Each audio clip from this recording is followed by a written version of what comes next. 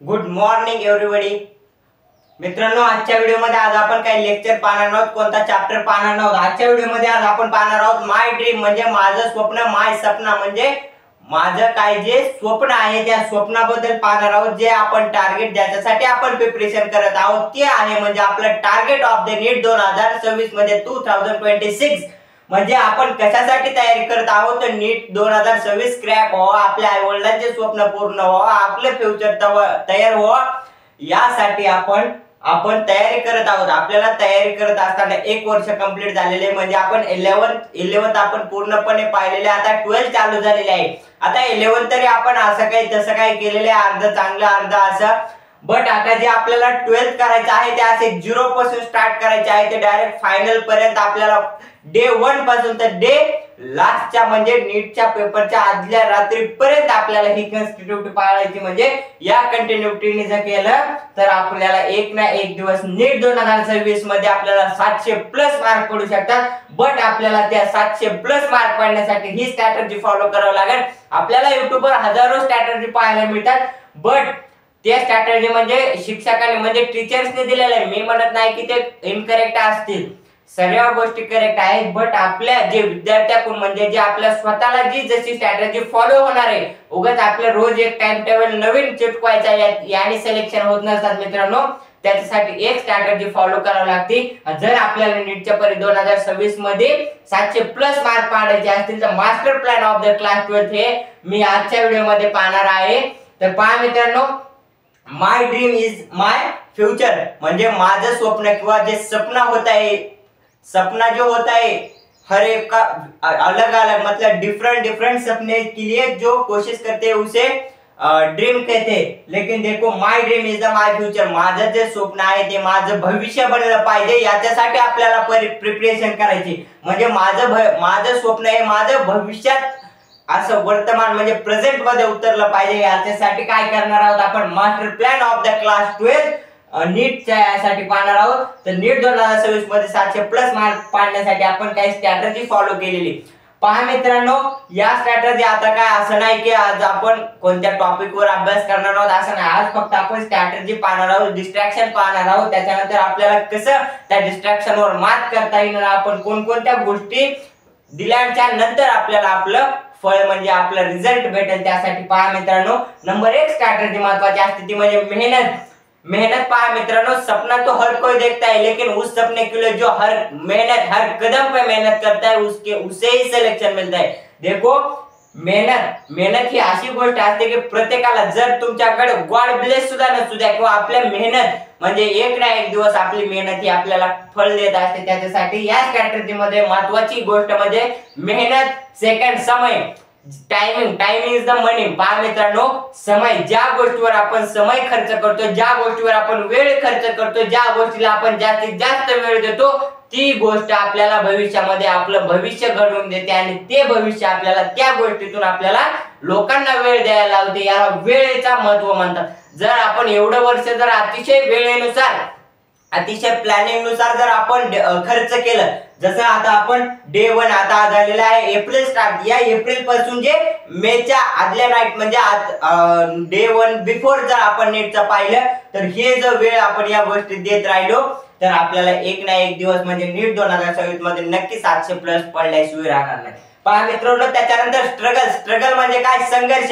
आपल्याला प्रत्येक गोष्टीमध्ये संघर्ष करावा लागतो, ऑफलाईन असो किंवा ऑनलाईन. ऑफलाईन वाल्यांना असं म्हणत नाही की ऑफलाईन वाले असतील किंवा असं म्हणत नाही की ऑनलाईन वाले. प्रत्येक माणसाला संघर्ष असतो, प्रत्येक विद्यार्थ्याला संघर्ष असतो. जो संघर्षावर मात करतो, जो त्याग करतो, जो डेडिकेशनने जो आपल्या ऑनेस्टीने जो तयारी करत असतो ना, त्याला सिलेक्शन मिळत असतं मित्रांनो. पहा, मेहनत झाली, समय झालं, स्ट्रगल ही अशी एक गोष्ट आहे, जर आपण प्रत्येक गोष्टीला स्ट्रगल करत गेलो ना तर ते स्ट्रगल, मेहनत आणि वेळच आपल्याला एक दिवस सिलेक्शन द्यायला लावते. त्याच्यानंतर ड्रीम, सपना, जो आपलं स्वप्न असतं ना मित्रांनो, सपना अपने औकात के बाहर देखना चाहिए, इसके वास्ते डिस्ट्रॅक्शन नहीं होता. देखिए सपना, जर आपण स्वप्नात लहान बघितलं तर आपल्याला डिस्ट्रॅक्शन मध्ये आपण चौकून गोंधळून जाऊ. आणि जर आपण स्वप्न असं बघितलं की ज्या गोष्टीला आपल्याला दुसऱ्या कोणतीही गोष्ट करण्यासाठी वेळच मिळत नाही, त्या ठिकाणी डिस्ट्रॅक्शन कशाला तयार होईल मित्रांनो, जर आपण नीटच्या पेपर साठी आपल्या डे मध्ये असतात 24 आवर, या 24 आवर्स मध्ये जर आपण 14 आवर जर स्टडी करत राहिलो तर आपल्याला हे 7 ते 8 आवर बाजूला कशात गेले हे कळणार नाही। त्याच्यासाठी म्हणतात की सपने अपने औकात से बाहर देखो, इसलिए कहते कि डिस्ट्रैक्शन अपने आसपास नहीं भटकता। इसके लिए कहते हैं कि डिस्ट्रैक्शन अपने आसपास नहीं भटकता। क्या होता है, लव क्या होता है, मोबाइल क्या होता है, इंस्टाग्राम क्या होता है।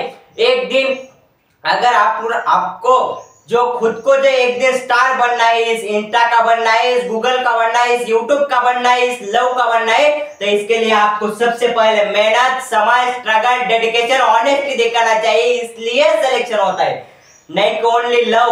अरे जे स्वतःच होऊ शकत नाही, जे स्वतःच्या तयारीवर करू शकत नाही, तुझ्यावर काय प्रेम करणार आहे मित्रांनो, याच्यासाठी लव ही अशी एक, मी काय म्हणतो की लव जर आपण आपलं सिलेक्शन, आपण जर आपल्या नीट मध्ये जर सिलेक्शन घेऊन आलो तर आपल्या पुढे लाईन लागतील। कशाच्या लाईन लागतील, आपण जे मोबाईल म्हणतो ना इंस्टा, आज वेळ वाया घालवण्याचे डिस्ट्रॅक्शन, आपला मुद्दा, मी मुद्द्यावर भटकत नाही, फक्त काय म्हणतात की डिस्ट्रॅक्शन, आपल्याला डिस्ट्रॅक्शनला सॅक्रिफाइस करायचं। कुणाचा बर्थडे असेल, कुणाचं लग्न असेल, काय करायचं, 1 वर्ष आपल्याला फक्त आणि फक्त प्रिपरेशन करायची। कशासाठी प्रिपरेशन करायची, आपलं my dream is the my future, माझं ड्रीम काय बनलेलं पाहिजे, माझं फ्युचर बनलं पाहिजे, याच्यासाठी आपल्याला स्ट्रगल, मेहनत, समय, ड्रीम सॅक्रिफाइस करायचे, ते पण कसं ऑनेस्टली ट्रस्टेड। आपल्या स्वतःवर कॉन्फिडन्स पाहिजे की मी 2024 मध्ये 100% क्रॅक करेल। उगाच म्हणत नाही, जान दो या जान लगा दो।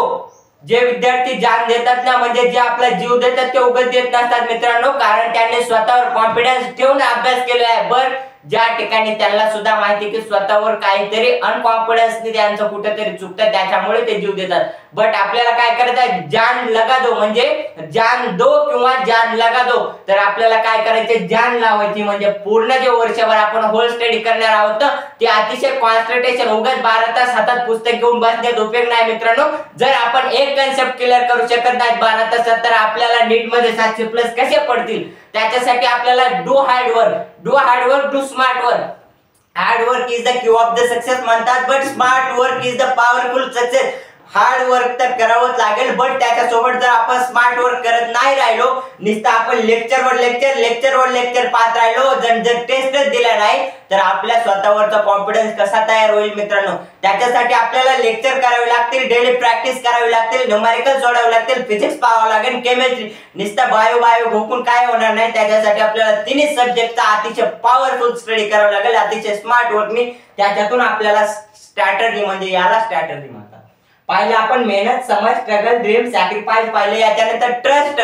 असं म्हणत आहे की ऑनलाईन वाले असतील किंवा ऑफलाईन वाले असतील, दोन्हीतून रँक केलेले। सध्या आपण आपल्या स्वतःला जे टॉप 100 हे जे कॉम्पिटिशन आहे ना मित्रांनो, हे कॉम्पिटिशन 30 लाख स्टुडंट मध्ये आपल्या सर्वांना माहिती, पण या 30 लाखामध्ये 3 पार्ट पडतात, number 1 student, number 2 student, number 3 student. पहा मित्रांनो, तुम्हाला 3 एक्झाम्पल देऊन दाखवतो। जे नंबर 1 चे स्टुडंट असतात ते अतिशय त्यांच्या प्रिपरेशनला सिरियसनेस असतात, बट एखाद्याचं लग्न असो, एखाद्याचा बर्थडे असो, एखाद्याचं इंस्टाची स्टोरी असो, एखाद्याचं स्टेटस असेल व्हॉट्सअपचं, याच्यामध्ये वेळ वाया घालवतात। म्हणजे ते 8 ते 9, 10 तास स्टडी करतात, बट राहिलेले जे 4 ते 5 तास आहेत ना, ते आपण काय म्हणतो, चला सगळ्या गोष्टी आपण हॅपी लाईफ। विद्यार्थी मित्रांनो, आणखी एक गोष्ट लक्षात ठेवा, जर आपण आपलं काम करत असेल, जर आपली स्टडी करत असेल आणि त्यामधून जर आपल्याला 8 तास बसल्यानंतर जर आपल्याला आळस वाटेल ना, ती आपला हॅपीनेस स्टडी नाही मित्रांनो।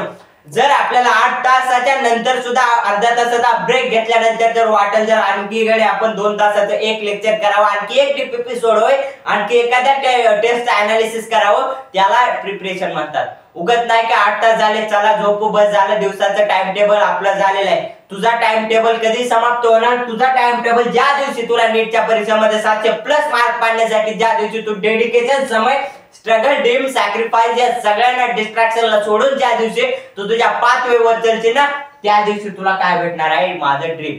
तुझं ड्रीम त्या दिवशी तुझ्या फ्युचर मध्ये सत्यात उतरल्याशिवाय देव सुद्धा राहणार नाही। सॉरी मित्रांनो, 2 नंबरची महत्त्वाची गोष्ट असते गॉड कनेक्टिव्हिटी। कोण म्हणेल गॉड कनेक्टिव्हिटी म्हणजे काय? पहा मित्रांनो, गॉड कनेक्टिव्हिटी अशी महत्त्वाची गोष्ट असेल, जर आपण आपला पाथ भटकत, आपण जर पटरीच्या बाजूला जात असेल, तर आपण देवापुढे रोज प्रार्थना करतो, रोज प्रेयर करतो, त्यावेळेस आपल्याला ते देवाच्या मन, आपलं जे मन म्हणजे देव आपण असं मानतो, जसं नीटचा देव काय म्हणतात, NCERT is the God of the biology.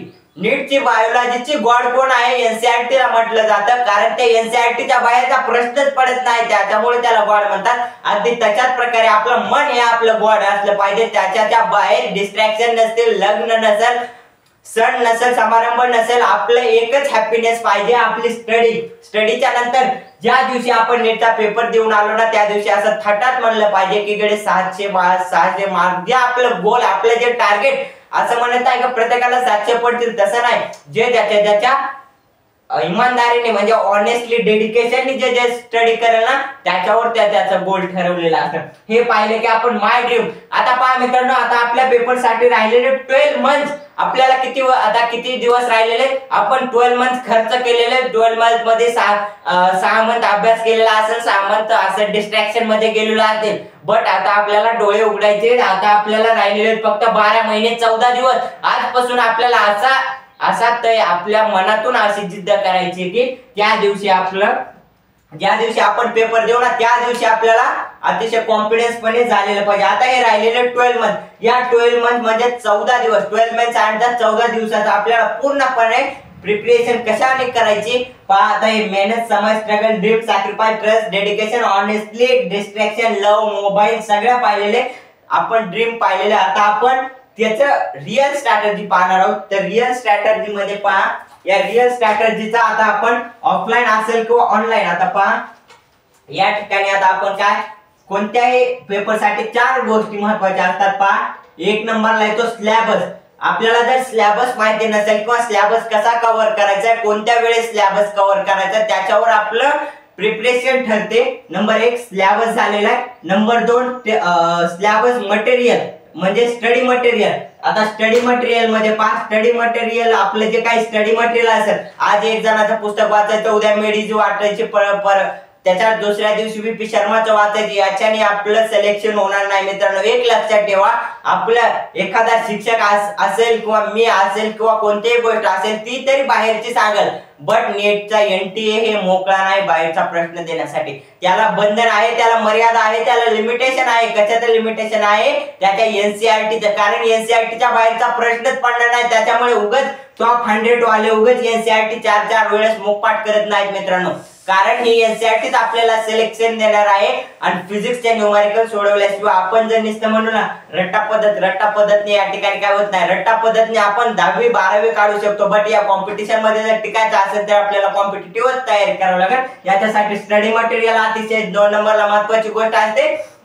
त्याच्यानंतर टेस्ट अनालिसिस म्हणजे आपल्या मध्ये काय बदल, आज 400 पडले, उद्याच्या टेस्ट मध्ये 500 पडतील, त्याच्या परवा दिवशी 600 पडतील, किंवा आपण रिटर्न येऊ, त्याच्यामध्ये आपल्याला आपल्या चुका ओळखायच्यात. कारण आपण जे 11वी मध्ये केलेले आता ते आपल्याला परत गिरवायचं नाही. कारण जर आपण 11वीचा जर परत घालू तर आपल्याला परत एकदा ड्रॉप घ्यावं लागेल. पण आपल्याला लास्ट हे चान्स कसा आहे, आपला लास्ट जर चान्स म्हणत चाललो आपण, म्हणजे ड्रॉपर म्हणून जर अभ्यास करत राहिलो, आता आपल्याला जर 14 तासाचे सुद्धा वेळ आपल्याला न वाया घालवला तर त्या ठिकाणी आपले 1 दिवस सिलेक्शन झाल्याशिवाय राहणार नाही. आता कोण म्हणेल ऑफलाईन असेल ऑनलाईन असेल, तर ऑफलाईन ऑनलाईन मध्ये काही बदल नाही. जरी ऑनलाईन असेल किंवा ऑफलाईन, जे त्याच्या परिस्थितीनुसार ते त्याच्या प्रिपरेशन साठी तयारी करत असतो. मी प्रथम पहा ऑनलाईन मध्ये 1 नंबर लेक्चर रोज कंटिन्युटी लाईव्ह लेक्चर किंवा रेकॉर्डेड कोणी YouTube वर करत असेल त्याने रोज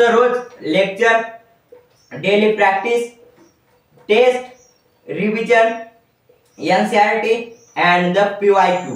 पहा, हे एवढ्या 5 गोष्टी केल्याने आपल्याला पूर्णपणे होतं. Lecture, daily practice, revision, test analysis and the NCERT and the previous year question. म्हणजे याच्या अगोदर जे प्रश्न आलेले त्याचा अभ्यास करणार आहे. आपण पाहिलं, जर आपले आई वडील जर आपल्यासाठी 12 तास काम करत असले ना, आपण जर 12 तास झोपू तर याच्यावर आपलं सिलेक्शन होणार नाही. जर आपल्याला माय ड्रीम, आपलं जर स्वप्न आपल्या सत्यात उतरायचं असेल तर आपल्याला अतिशय जीव लावून मेहनत करायला पाहिजे, डिस्ट्रॅक्शन सोडून दिले पाहिजे. असं नाही की डिस्ट्रॅक्शन रोज एक सकाळी उठल्या हाय पॉवर मोटिवेशन व्हिडिओ याने आपलं सिलेक्शन होणार नाही. त्याच्यासाठी आपल्या मनातून आपण मोटिवेशन नुसार स्टडी केले पाहिजे. Hard work is the key of success, but smart work is the powerful success. उगाच म्हणत नाही की टाइम इज द मनी. आपण आपला वेळ ज्या गोष्टीवर खर्च करतो ना, ती गोष्ट आपल्याला पुढे पुढच्या वेळेसाठी लोकांना वेळ द्यायला लावते, उगाच स्टेटस बघण्यात वेळ नाही। दुसऱ्या ज्या दिवशी आपण नीट मध्ये परीक्षामध्ये आपण 700+ पडतील ना, त्या दिवशी दुसऱ्यांना आपलं स्टेटस ठेवावं लागेल, एवढी आपली या प्रिपरेशन मध्ये ताकद पाहिजे। याला जिद्द, स्ट्रगल, मेहनत, सॅक्रिफाइस, लव, डिस्ट्रॅक्शन, मोबाईलच्या सर्वांना सोडून आपल्याला एकच गोष्ट महत्त्वाची आहे, मेहनत मेहनत मेहनत। याला म्हणतात प्रिपरेशन स्ट्रॅटेजी ऑफ द नीट। म्हणजे आपल्याला सांगतो मित्रांनो, आपण आता रिव्हिजन, राहिला विषय कोणता, रिव्हिजन मध्ये जे आपण 11th वेस्टर्न म्हणतो ना, 11वी बरबाद नसते मित्रांनो। जे आपण एकदा तरी आपलं रिव्हिजन झालेलं असतं, आता फक्त आपल्याला वेळ द्यायचा असतो, म्हणजे ते म्हणजे रिकॅप साठी। ते तर आपल्याला 12वी जरी अभ्यास केला तरी त्याला आपल्याला रिव्हिजन साठी वेळ द्यावाच लागणार आहे। आपल्याला ऑगस्ट, सप्टेंबर, ऑक्टोबर हे 3 महिने करायचे आहे। ऑगस्ट, लक्ष द्या, ऑगस्ट, सप्टेंबर, ऑक्टोबर हे 3 महिने आपल्याला 11वीचं करायचं आहे, आणि नोव्हेंबर, डिसेंबर आणि जानेवारी हे आपल्याला 12वीचं रिव्हिजन करायचं आहे। फेब्रुवारी, मार्च, एप्रिल हे 3 महिने आपल्याला फक्त आणि फक्त test, mock test, short notes and PYQs पाहायचं आहे। थँक्यू मित्रांनो, जय हिंद।